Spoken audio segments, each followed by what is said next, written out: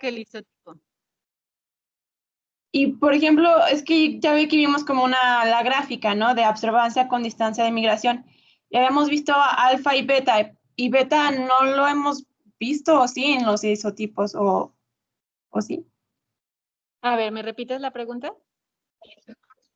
Es que ya ve que vimos también en esa mismo de la historia, vimos una gráfica que era la absorbancia y la distancia de migración. Ya había sido que eran en 3 fracciones proteicas, alfa, beta y gamma. Sí. Supongo que alfa y gamma son de los isotipos, pero beta no lo hemos visto en los isotipos, ¿o sí? No. Eso, las fracciones, me confundí un poquito con el inicio de la pregunta. Las fracciones es a lo que ellos denominaron como los picos más importantes de proteínas y les dieron el nombre al más grande de albúmina y a los otros 3 les dieron fracciones alfa, beta y gamma, pero esos son picos de proteínas, ¿sí? Dentro de esos picos se encuentran las inmunoglobulinas o se encuentran los anticuerpos.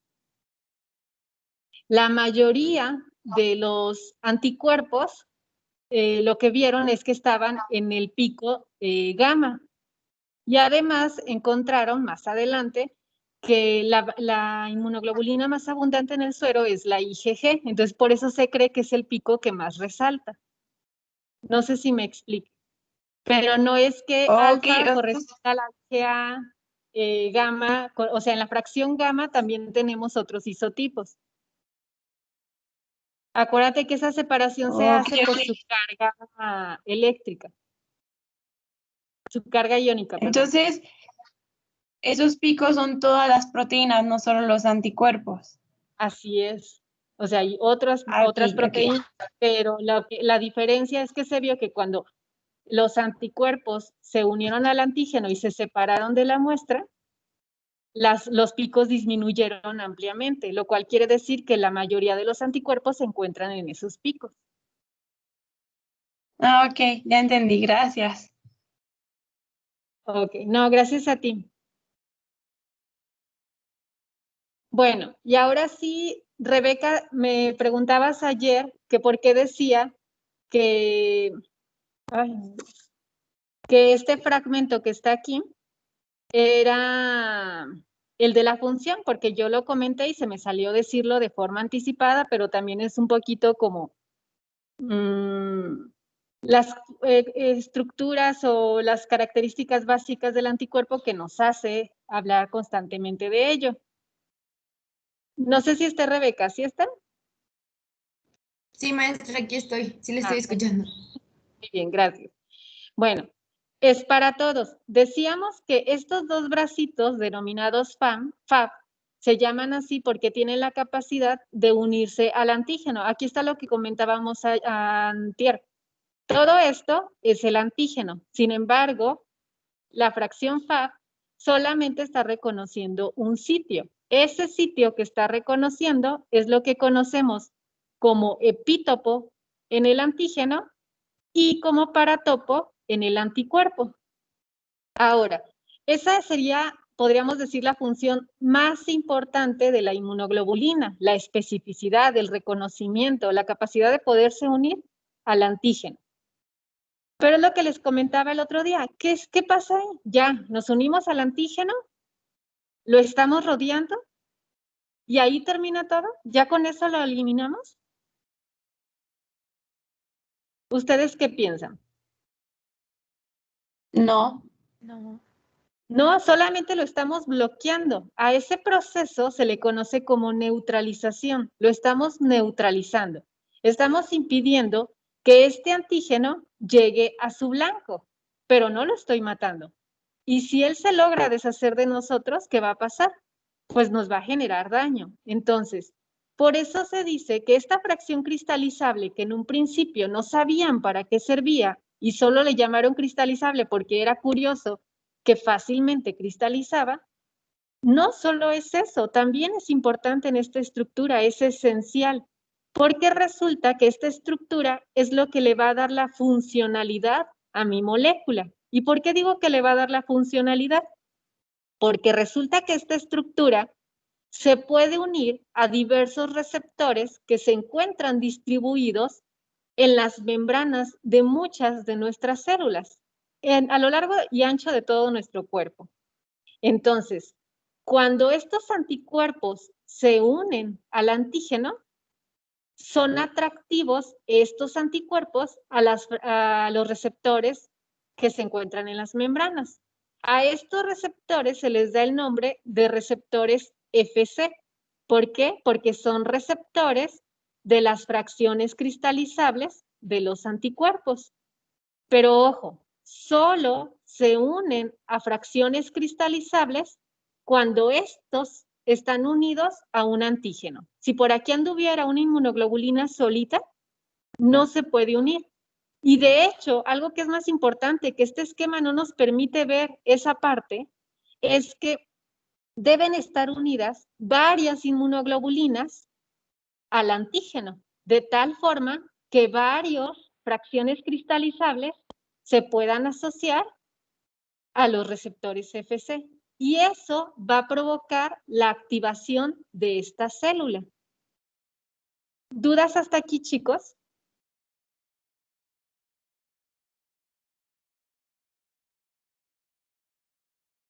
No, maestra, todo bien.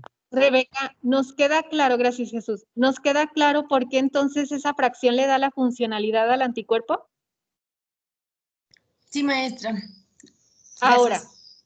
no, al contrario, le debía la respuesta. ¿Cuáles van a ser esas funciones? Pues van a ser optimizadoras de otras características de nuestras células.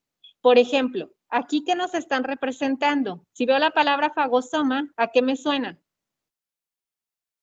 Fagocitar.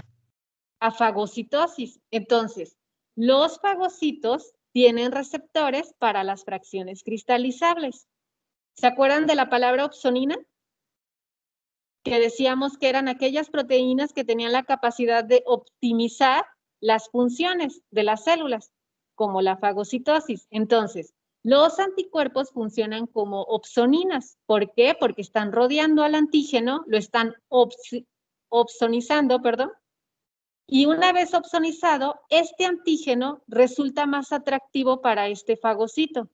Entonces, si este fagocito ya tenía la capacidad de fagocitar a este antígeno solito, cuando este antígeno está rodeado por este tipo de moléculas, la fagocitosis es aún mayor.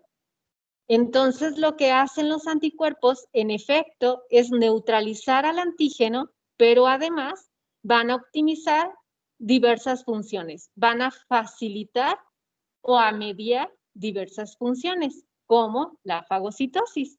Pero y bueno, ¿qué pasa con estos receptores? ¿Todos los receptores reconocerán al mismo anticuerpo? ¿Será independiente que a este antígeno se le pegue una IgE o que se le pegue una IgA o que se le pegue una IgG? ¿Nos dará igual? ¿Qué sentido tiene que tengamos tantos anticuerpos tan diferentes? Ok, pues lo que pasa es que estos receptores también son diferentes. Primero, estos receptores pertenecen a la familia de ¿qué? ¿Qué me dice este simbolito o qué me dice esta estructura, muchachos? Ya la hemos estado viendo, de hecho en esta misma presentación. ¿Pertenecen a la familia de qué?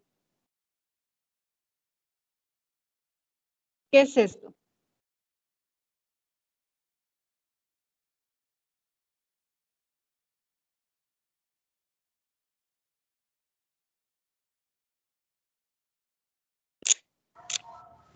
¿Alfa? ¿Qué? No. ¿Se acuerdan que les decía que una característica de los anticuerpos es que tenían dominios que eran formados por láminas beta y unidas por puentes disulfuro, formando globitos o formando loops o asas? Entonces, cuando nosotros veamos estas asas, es porque estamos viendo una proteína de la familia de las globulinas, ¿sí? Entonces, estos receptores pertenecen a la misma familia que la de los anticuerpos. ¿Qué otra molécula vimos con esta estructura? Lo vimos en la diapedesis o en la extravasación, la SICAM o las proteínas de adhesión de la familia de las globulinas. ¿Sí nos queda claro, chicos?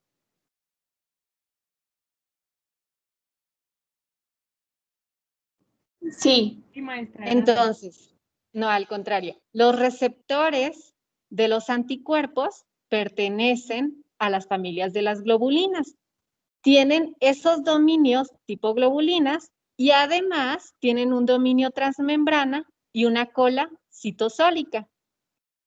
La mayoría de estos receptores no tienen dominios de activación. Esas colas citosólicas están solitas. Algunos tienen dominios de activación, como lo son el CD32. Estos dominios de activación de los cuales estoy hablando se denominan ITAM o ITIM. Los ITAM aquí nos los están representando de color naranja. Son motivos de activación de inmunoreceptores basados en tirosina y los ITIM son motivos de inhibición de inmunoreceptores basados en tirosina. ¿Qué fue lo único que cambió? Que Inhibición unos, por activación. así es, que unos activan y que otros inhiben, ¿sí?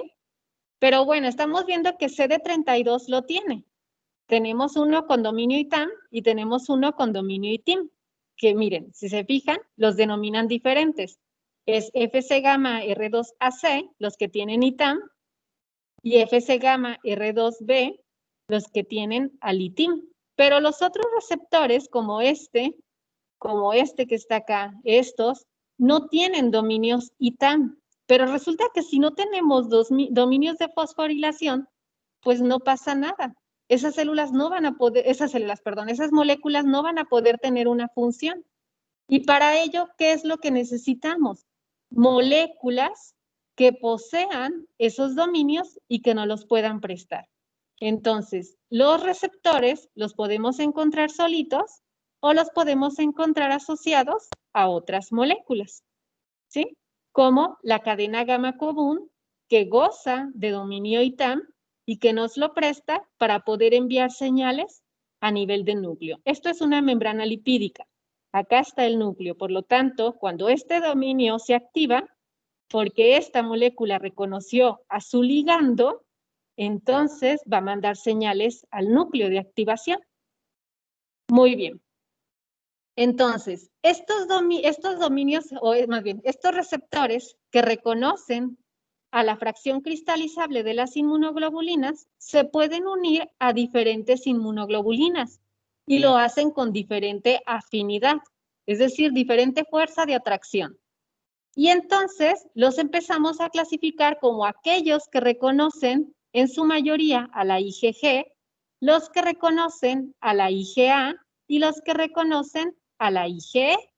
Si se fijan, ¿qué me está diciendo? Miren, aquí vamos a ver este nombre. Dice receptor, la R, 1, de número romano, de la fracción cristalizable gamma. Si lo vemos acá, sería receptor de la fracción cristalizable alfa, receptor 1 de la fracción cristalizable épsilon. Estos son solo algunos ejemplos. Entonces, por lógica, ¿qué me está diciendo el hecho de que le pongan esa letra? Me están diciendo que estos preferentemente reconocen a la IgG, estos a la IgA y estos a la IgE, aunque estos receptores también se pueden asociar a IgG o a IgE, perdón, o este también se puede asociar a IgG. Pero su afinidad o su preferencia siempre va a ir inclinada por la molécula por la cadena que ellos están marcando.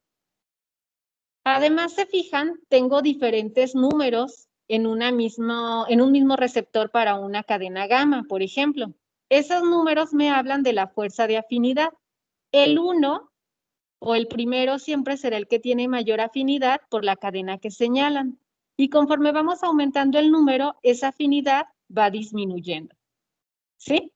Ahora, estos receptores van a estar distribuidos en diferentes células de nuestro cuerpo. Por ejemplo, les digo que en el caso de CD32 lo encontramos principalmente en los macrófagos, pero por ejemplo, CD32, FC gamma R2B, lo encontramos en los linfocitos B, Fc epsilon está presente en mastocitos, en basófilos y en menor concentración en el eosinófilo.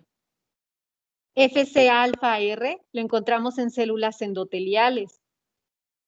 ¿Sí me explico, chicos? Entonces, la combinación de estos receptores con el anticuerpo al cual se unan, que por fuerza debe estar pegado a un antígeno, activará diferentes funciones. ¿De qué depende? De qué receptor estemos hablando y de dónde se encuentra este receptor. Por ejemplo, si este se encuentra en los macrófagos, pues los macrófagos, ¿qué función hacen? Fagocitar. Por lo tanto, ¿qué función va a llevar a cabo este anticuerpo? Opsonización o favorecimiento de la fagocitosis. CD16, ¿dónde se encuentra? CD16 se encuentra en las células NK y se encuentra en los linfocitos T citotóxicos, así como en los NKT. Por lo tanto, ¿cuál función va a ser de los receptores que se unan a CD16? De los anticuerpos, perdón, que se unan a CD16. Pues, ¿qué hacen esas células? Son citotóxicas, degranularse. Por lo tanto, ¿qué van a provocar?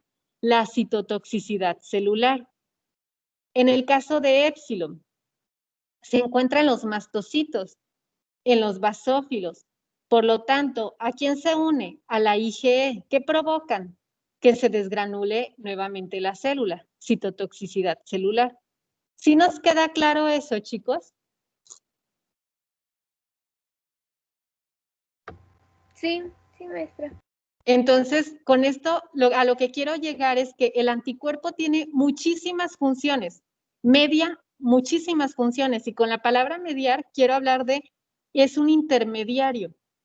¿De qué va a depender esa función? De a qué receptor se esté uniendo y en qué célula se encuentre ese receptor, porque claro que este receptor puede estar expresado en varias células. Depende de qué sepa hacer esa célula para poder llevar a cabo una función. Depende qué moléculas de señalización o moléculas río abajo se encuentren en esa célula para ver qué funciones son las que va a efectuar. Y esas funciones las iremos viendo poco a poco. Por ejemplo, en este primer capítulo vamos a revisar las funciones biológicas generales de cada uno de los isotipos. Muy bien, entonces, si ya no hay dudas, nos pasamos a la siguiente.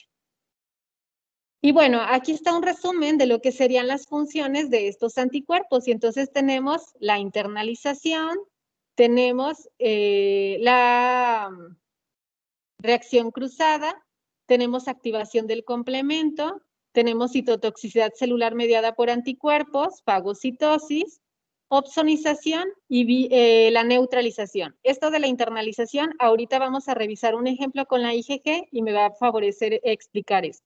¿Sale? Para que no la confundamos con esto. Entonces, conclusión, chicos. Si les digo cuáles son las funciones de los anticuerpos, ¿cuáles me dirían ustedes? Opsonizar el antígeno. Ok. Neutralizar al virus. Neutralizar, ok. Mediar la respuesta en función del receptor de la Así célula. es, mediar funciones celulares. Lo que me decían de opsonización, no supe quién me dijo antes. La opsonización, claro que es una función, pero yo creo que en conjunto todas las funciones que mencionamos aquí, todas estas, en realidad, ¿qué estamos haciendo? ¿El anticuerpo está fagocitando? No.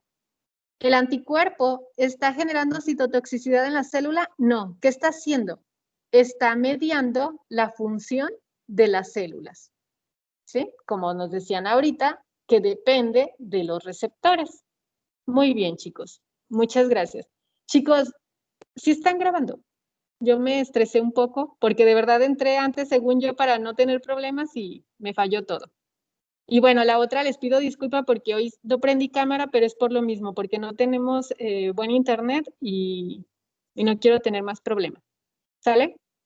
Bueno, y entonces ahora la parte más sencilla de los anticuerpos. Ahora vamos a presentarnos a esos anticuerpos. ¿Quiénes son esos anticuerpos? El orden en el que se los presento, ustedes van a encontrar que estos pueden estar, cuando se los enumeran, se los pueden enumerar de diferentes maneras. Generalmente, porque se nos facilita más, muchas veces se hace por el orden del abecedario. Y entonces empezamos con la IGA, con la IGD, IGE, IGG e IGM. Pero ¿cuál forma de presentar les traje yo? Es en base a cómo es que van apareciendo estos anticuerpos o en qué etapa de la respuesta inmune están apareciendo. Sí, es como un fenómeno cronológico en base a la activación de la respuesta inmune. Y entonces, por eso siempre pongo a la IgM en la delantera. ¿Por qué? Porque la IgM, ¿se acuerdan lo que platicamos? Que formaba parte del receptor específico de los linfocitos B vírgenes. Decíamos, todo linfocito B inmaduro tiene IgM. ¿Por qué? Porque es la primera inmunoglobulina que se sintetiza. Cuando la célula B madura, esa IgM se conserva, pero también se expresa IgD. Entonces, la IgM forma parte del BCR de los linfocitos B vírgenes. Su porcentaje en el suero es del 5 al 10% del total de las 5 inmunoglobulinas, es decir, 1.5 miligramos por mililitro. La otra vez tenían dudas sobre el tiempo que tardaban los anticuerpos. ¿Se acuerdan que platicábamos sobre las inmunoterapias? ¿Cuánto tiempo nos iban a proteger? Que yo les decía que dependía mucho de la vida media de cada anticuerpo. Y que si, por ejemplo, el anticuerpo que nosotros aplicábamos eran IgGs, pues su vida media era amplia, que duraba aproximadamente 22 días. Pero aquí está la respuesta a lo que ustedes decían. Por ejemplo, en el caso de la IgM, su vida media es de 4 días. En realidad, no es mucho. ¿Qué más pasa con esta inmunoglobulina? Es la primera inmunoglobulina en producirse en respuesta a un antígeno. Una vez que entra un antígeno a nuestro organismo y nosotros comenzamos a secretar anticuerpos para tratar de eliminar ese antígeno, la primera que vamos a expresar van a ser las IgMs. No sé si se han fijado en las pruebas diagnóstico, cuando les cuantifican inmunoglobulinas para ver si ustedes han sido sensibilizados en contra de un antígeno, es decir, un antígeno los atacó, lo que les cuentan son la concentración de inmunoglobulinas. Pero yo creo que sí han escuchado que luego la pregunta es, ¿qué midieron? ¿IgM o IgG? ¿Qué importancia tendrá eso? Pues como la IgM es la primera en producirse, si yo te mido inmunoglobulinas ahorita y las específicas para un antígeno y las tienes presentes, ¿de qué me está hablando? Que el patógeno acaba de entrar, que el patógeno está en tu organismo. Estás teniendo una respuesta temprana y por eso estamos viendo IgMs. Además, es la primera inmunoglobulina que sintetiza el recién nacido. La primera línea de defensa de anticuerpos que tiene un recién nacido es la que le da la madre. Pero él comienza a sintetizar sus propios anticuerpos y los primeros que va a sintetizar son IgMs. De ahí la importancia, o ¿cuál es la importancia de esto? Es saber, por ejemplo, cuando yo monto un modelo en donde voy a hacer que un organismo produzca anticuerpos, ¿cuándo lo voy a inmunizar? ¿Recién nacido? Tal vez no me convenga. ¿Por qué? Porque recién nacido ese organismo solo sabe producir IgMs.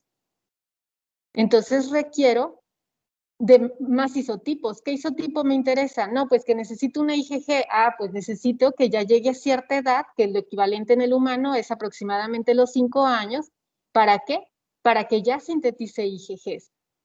Y que sintetice IgGs de buena calidad y además abundantes. Entonces, claro que es importante que conozca todas estas características, porque si yo quiero un producto, quiero IgMs, quiero IgEs o quiero IgGs, requiero saber ante qué se produce o cuándo se produce. Por otro lado, este es un anticuerpo neutralizante. Puede neutralizar tanto toxinas como microorganismos. Y esa propiedad, que en realidad esto nos lo va a dar en muchos casos, esa función, perdón, nos la va a dar la forma en la que está organizada la IgM. La IgM normalmente en el suero la vamos a encontrar de forma pentamérica. ¿Se acuerdan? Que estaba unida a una cadena J y que eso hacía que se formaran enlaces disulfuro entre sus fracciones cristalizables y me quedara una estructura así, por lo menos 5 inmunoglobulinas. ¿Qué característica está adquiriendo esta IgM? Que si la IgM solita tenía 2 sitios de unión, ahora con el hecho de que sean 5 inmunoglobulinas asociadas, ¿cuántos sitios de unión tenemos? Vamos a tener 10. Por lo tanto, va a tener una mayor capacidad para neutralizar o bloquear antígenos. También, gracias a eso, es la inmunoglobulina que mejor activa al complemento en la vía clásica, que eso lo vamos a ver más adelante, el cómo lo activa. Ahorita lo único que quiero que sepan es que es la mejor activadora del complemento. Entonces volvemos a lo mismo. Yo quiero producir un reactivo en donde necesito IgMs porque voy a hacer una reacción de activación del complemento. Entonces lo que necesito son IgMs, las demás no me sirven. Ah, pues vamos a lo mismo. ¿Cuándo voy a inmunizar? ¿Cuándo la voy a encontrar? ¿Inmunizo a mi animal y le saco suero en 20 días? No, en 20 días ya no voy a tener IgMs. Necesito obtenerla los primeros días de inmunización, tal vez entre los primeros 5 a 15 días. Antes de eso, porque si lo hago después ya voy a tener otra cosa. Bueno, la IgM puede ser transportada por las células secretorias de la mucosa. Es una inmunoglobulina que también la podemos encontrar en la mucosa. No es la más abundante, pero puede estar. Quiere decir que puede estar en nuestras vías respiratorias, que puede estar en la luz intestinal, etc. Y además, otra característica importante, nuevamente, gracias a esa estructura pentamérica de la IgM, es que esta es la aglutinina por excelencia. Es una molécula aglutinante. ¿Y qué importancia tendrá esto, muchachos? Ahí dice que en el laboratorio, ¿pero en qué? Para obtener precipitados. Ok, pero ¿conocen algún ejemplo en donde hayan visto ustedes esto? ¿No serían los grupos sanguíneos? Así es. En los grupos sanguíneos, el antígeno de los grupos sanguíneos del sistema ABO son azúcares. Por lo tanto, los anticuerpos que se producen en contra de esos antígenos normalmente son IgMs. Entonces, ¿qué es lo que va a pasar? Que si yo tomo suero, imaginemos mi suero, y lo mezclo con eritrocitos de cualquiera de ustedes, si ustedes tienen un grupo sanguíneo que no es el mío, ¿qué va a pasar? Los anticuerpos se van a unir a sus eritrocitos y van a aglutinar. Eso sería en las pruebas cruzadas. En los grupos sanguíneos, los antisueros o los reactivos que nos venden traen inmunoglobulinas. Y estas inmunoglobulinas, su naturaleza, tienen tanto IgM como IgG. Pero ¿por qué no puede faltar la IgM? Porque la IgM es la principal aglutinina. La IgG puede aglutinar, pero existe una reglita que dice que por cada IgM que tú tienes, no recuerdo bien, pero creo que eran 700 IgGs las que requerías para generar el mismo efecto. ¿Sale?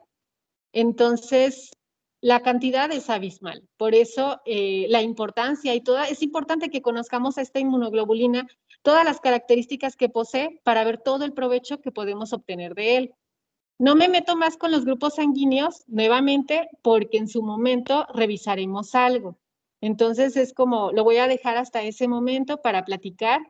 Eso lo vamos a ver en la última unidad, sobre cómo es esa interacción, sobre qué antígenos actúa, qué tipo de anticuerpos se producen contra el sistema ABO, qué anticuerpos se producen contra el sistema D, pero es para no meter más ruido. ¿Sale? ¿Qué les pareció la IgM? ¿Interesante o no? Sí, interesante. Ahora, han escuchado, bueno, todos modos ahorita vamos a ver una gráfica, mejor me espero a llegar a ella. En el caso de la IgG, como les decía, la IgG es, en primer lugar, la más abundante en las inmunoglobulinas séricas. Y parte de eso se debe a que, en primer lugar, es una inmunoglobulina monomérica, pero otra, ahorita la vamos a revisar. Ella constituye el 80% de las inmunoglobulinas séricas. Otro factor importantísimo y que se debe a esa característica que ahorita les quiero platicar es que tiene una vida media de 21 a 28 días. Entonces, esa es la inmunoglobulina que más dura en nuestra sangre. Creo que la siguiente, si mal no recuerdo, era la IgM, y de ahí le vamos quitando días. Entonces, en realidad, esta es trascendental. Además, esta inmunoglobulina tiene la capacidad de atravesar placenta, a excepción de la IgG2. ¿Y por qué lo hace? Por medio del receptor FcRn. Este receptor se le han encontrado tantas propiedades que gracias a esto es que podemos decir que su concentración es tan alta y que además su vida media larga es tan alta. En la siguiente diapositiva retomo esto, ¿sí? Activan el complemento. También es una buena activadora del complemento. No lo es como la IgM, pero lo puede hacer bien. Y vamos a ver que las que mejor lo hacen son la IgG3, le sigue IgG1 y después IgG2. La única que no activa complemento es la IgG4. Son proteínas neutralizantes, median la opsonización nuevamente. IgG1 e IgG3 lo hacen excelente, en menor frecuencia IgG4 y por último la IgG2. Nuevamente, ¿a qué se debe esto, muchachos? ¿Por qué tantas diferencias entre los subisotipos? Bueno, ya nada más por último, como funciona, ahorita me contestan, tiene la capacidad de activar la ADCC. ¿Por qué lo menciono así? Porque esto quiero que lo empiecen a relacionar mucho. ADCC se refiere a la citotoxicidad celular mediada por anticuerpos. Esto lo manejo mucho a lo largo de las presentaciones. Entonces, para que no se nos olvide lo que significa, ¿sí? Ok, ¿por qué creen que hay todas estas diferencias entre los subisotipos? ¿Se acuerdan?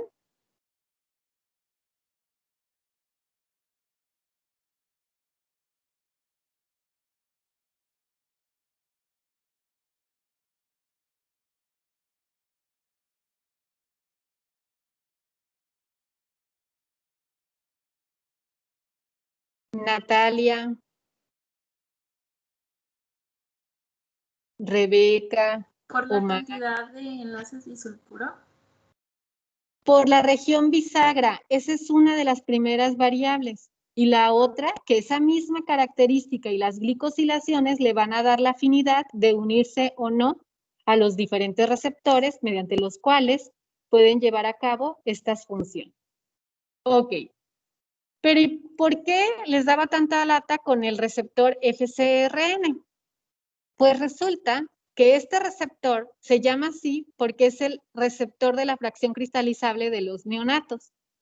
¿Por qué? Porque se encuentra en la placenta y gracias a este receptor se vio que la IgG, ¿se acuerdan de Paul Ehrlich? Que él demostró que la IgG podía ser transferida a los neonatos. Pues se debe a este receptor. Entonces, por eso cuando se conoció este receptor se le dio el nombre del receptor de la fracción cristalizable de los recién nacidos o de los neonatos. Pero resulta que este receptor no solamente se encuentra a nivel de placenta, se encuentra en todos nuestros endotelios, se encuentra distribuido en muchísimas de nuestras células. Entonces, ¿qué es lo que hace este receptor? Este receptor, que es un receptor que se parece a las MHC de clase 1, que ya los veremos en las siguientes unidades, por lo pronto nada más me quedo con esa información ahora. Es decir, es una cadena alfa que tiene 3 dominios y que esa cadena está doblada porque se encuentra la microglobulina beta 2.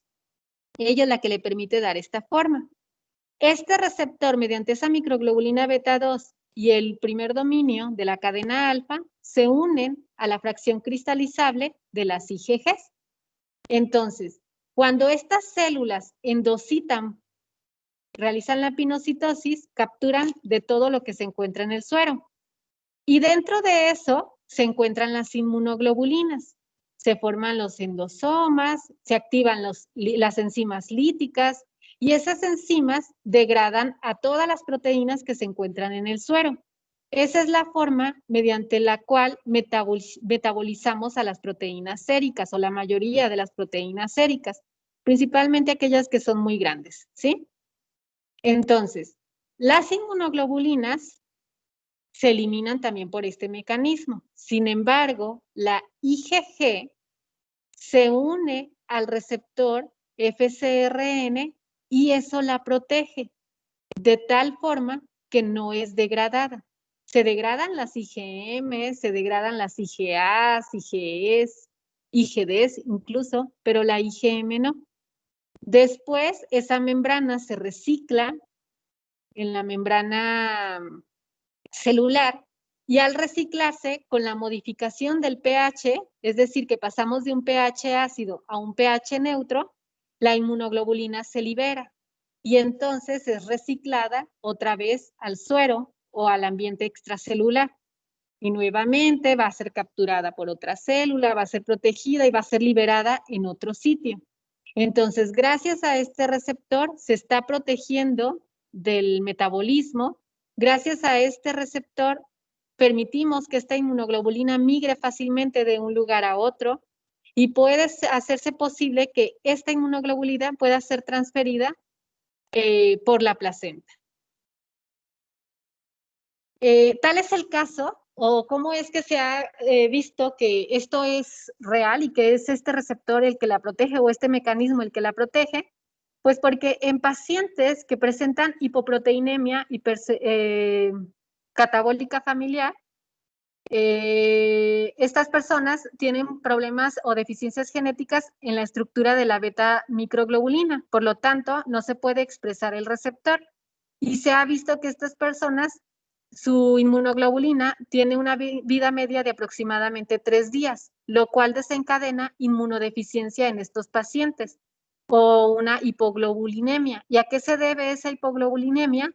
Más que deberse a la falta de producción del anticuerpo, se debe a la degradación del mismo. Y aquí ya estaríamos mencionando una enfermedad de inmunodeficiencia. Ok, otra inmunoglobulina es la IgA, que tiene una vida media de 3 días. ¿Y cuál es la magia de esta inmunoglobulina? En el suero no es tan concentrada, se encuentra de 10 al 15% del total de las inmunoglobulinas séricas. Sin embargo, es la inmunoglobulina que más producimos al día. ¿Por qué digo esto? Porque además es la que más desechamos al día. Esta inmunoglobulina se produce de 5 a 15 gramos en un día. ¿Pero en dónde? En las mucosas. Cada que lloramos, estamos desprendiendo nuestras inmunoglobulinas. En la orina va inmunoglobulina. A nivel de la mucosa intestinal hay una cantidad exagerada de la inmunoglobulina A. Durante la lactancia se está liberando inmunoglobulina. Y esa inmunoglobulina, acuérdense que es neutralizante, por lo tanto, ayuda al sistema inmune del bebé. Entonces, esta secreción, perdón, esta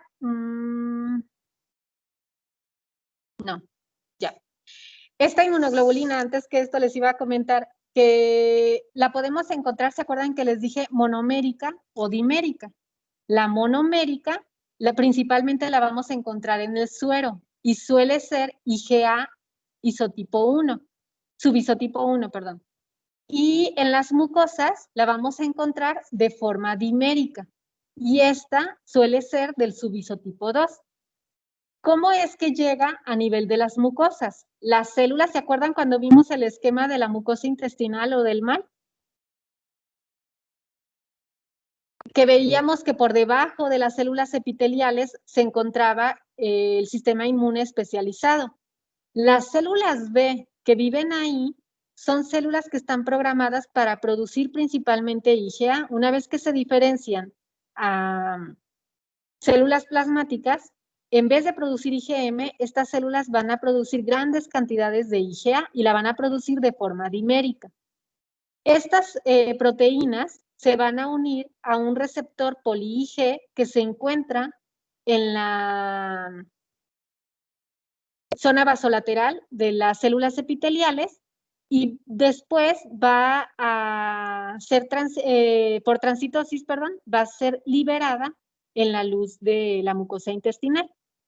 Una vez que se encuentra en la luz intestinal, debido al tipo de enzimas que se encuentran aquí, el receptor poli-Ig va a ser cortado y la inmunoglobulina siempre va a estar asociada a este receptor poli-Ig o al segmento poli-Ig, que es el que les estoy mencionando aquí. Este segmento adquiere una importancia esencial en la inmunoglobulina porque, en primer lugar, ¿vieron lo que pasó? ¿cómo estaba la inmunoglobulina acá? Sí está asociada, pero si se fijan, está laxa. ¿Y acá qué pasa? Al estar asociada con el segmento poli-IG o el fragmento secretorio o componente secretorio, esta adquiere una estructura rígida. Este fragmento poli-IG le va a dar protección a mi inmunoglobulina y además me va a permitir abrir los sitios de unión a los antígenos. Y esta es la principal inmunoglobulina neutralizante en las mucosas. Por lo tanto, es la principal línea de defensa en las mucosas. La IgA materna es la principal línea de defensa en el recién nacido, la que va en la leche. Ok. Y luego la IgE. Chicos, ¿me dicen la hora, por favor?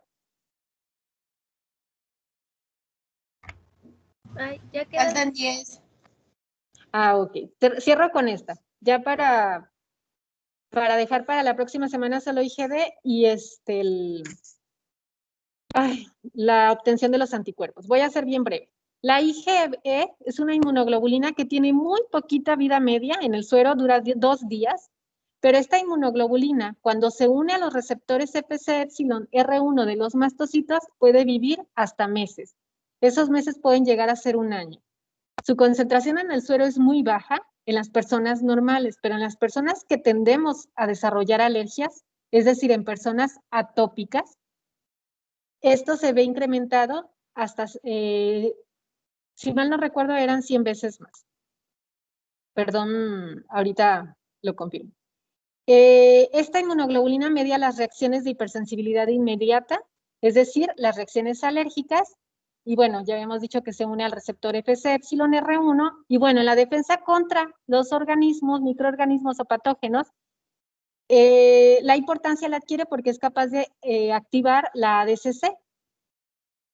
¿Esto cómo lo hace? Pues bueno, el antígeno puede ser neutralizado o rodeado por las inmunoglobulinas, generalmente suelen ser helmintos, y todos los eosinófilos que tienen a los receptores para esta inmunoglobulina, como pueden ser los mastocitos, los eosinófilos, y bueno, aquí nos mencionan a los polimorfonucleares porque recordamos que a los receptores de las cadenas gamma también se le pueden unir las IgEs, van a provocar la activación de estas células o la citotoxicidad de estas células que van a liberar todos sus mediadores y van a atacar al parásito. Este mecanismo lo vamos a ver a detalle en esa última unidad cuando revisemos las reacciones de hipersensibilidad. Pero bueno, aquí está el receptor de la fracción cristalizable epsilon, la IgE se pega y cuando el antígeno vuelve a entrar, se une a estos receptores y el mastocito degranula su histamina. Por eso lo que decíamos que era la célula más escandalosa. ¿Dudas hasta aquí, chicos? Maestra, yo Dígame. había mencionado que la IgM también se une al receptor FcRI para no ser eliminado. Ah, ¿al poli-IG? Sí. Sí. Al Ok, poli-IG, gracias. no FcRI. Ah, ok. Es que me confundí porque había dicho que cuando se unen al receptor, pues ya no son eliminados las inmunoglobulinas, porque adquieren una capacidad como de resistencia, ¿no? Da protección. Sí. Y también el poli-IG también les brinda, es un fragmento secretorio Protección, pero es en la mucosa. Sí. En la mucosa, ok. Es en la mucosa. Y para aclarar tu comentario, más bien, completar tu comentario, Fernanda, acuérdate que cuando hablamos de vida media, nos referimos a la vida media en el suero, de forma soluble. Por eso decimos que esas inmunoglobulinas, estando en el suero, van a ser eliminadas a través de la pinocitosis o la endocitosis. Pero cuando se unen a membrana, pues no están accesibles a este proceso y se tardan en ser eliminadas, ¿sí? Por eso es que adquieren un poco más de vida. Ok. Ok, pues si no hay otra duda, chicos, sería todo.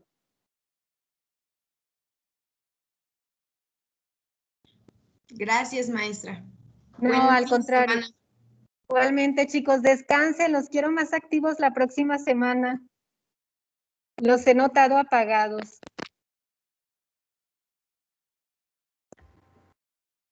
No sé si ya están muy cansados o qué. ¿Mandé? No te escuché, Sí, Natalia. está bien, maestra, gracias. De nada, descansen. Que tengan bonito viernes. fin. Hasta luego, maestra. Es viernes. Maestra, Oigan, pero ustedes se tomaron viernes como desde el martes. Desde el martes lo siento, no sé si tristes, desolados, apagados. No, yo creo que es más porque como es tanta información, maestra, a veces, por ejemplo, el tener dudas es tener que recapitular todo en la tarde, o sea, darle una buena Ajá. estudiada y avanzar más para poder Ajá. asimilar todo en el momento de la clase y ahora sí poder Sí. preguntar. Me parece perfecto, Fernanda. Entonces el lunes los espero con las preguntas. Ok. De verdad, tengo mucho interés que entren el lunes. El tema que viene el lunes, para mi gusto, es uno de los más pesados, pero igual a mí, igual y como ustedes son biotecnólogos, se les hace más fácil, ¿sale? Entonces sí me gustaría que no me falten el lunes para que, si hay dudas, las trabajamos el martes. Sí, muy bien, maestra. Si no, avisamos que estamos Muy aquí bien. en nuestro grupo. Gracias. Muy bien. Gracias, chicos. Descansen. gracias, maestra, nos Gracias, vemos. maestra, igualmente. Hasta Gracias, maestra, luego. igualmente. Gracias. Bye.